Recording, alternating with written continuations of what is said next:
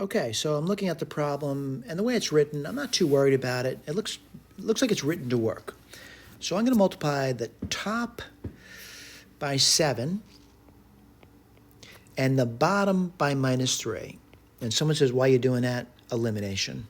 So what do you get over here? You would get 21 over 2x plus y minus, let's see, 140 and 28, 168 over x minus 4y is equal to minus 2. I'm sorry, not minus 2, minus 14. I'm daydreaming. And if I multiply the bottom equation by minus 3, you're going to get minus 21 over 2x plus y plus, let's see, 3 times 16, 30, and 18, 48 over x minus 4y is equal to 9. And then I'm going to add those two together. And what do you get? Well, the first term disappears, and then you're going to get what? Minus 120 over x minus 4y is equal to minus 5. Well, I got to simplify that, and I'm hoping for something simple out of it. So minus 120 equals minus 5x plus 20y. I'm going to divide both sides by minus 5. And what do you get? 24 equals x minus 4y. Well, isn't that convenient? And I'll tell you why. If you see this, you should notice that right there. All right, let me write that down now. And I bet I'm getting another simple equation out of this. Let's take a look.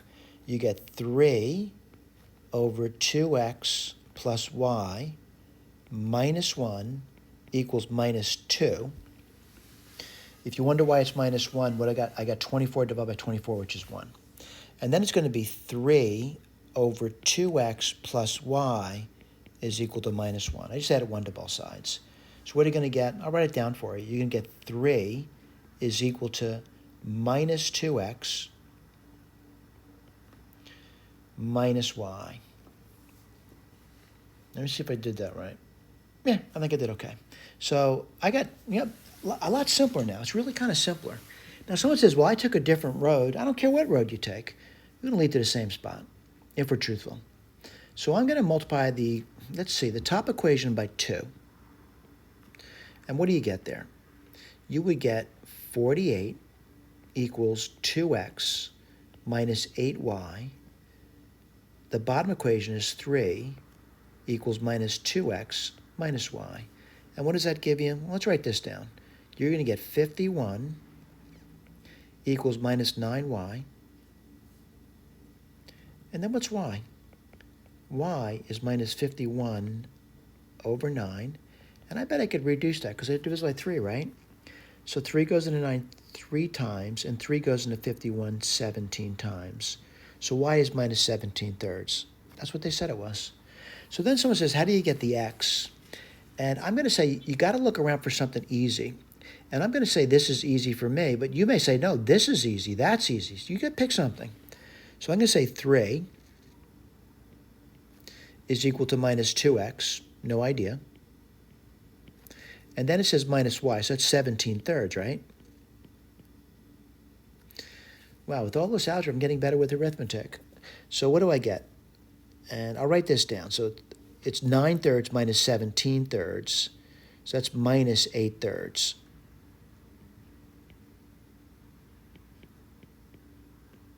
And then if you divide through by minus 2, you get 4 thirds, as specified.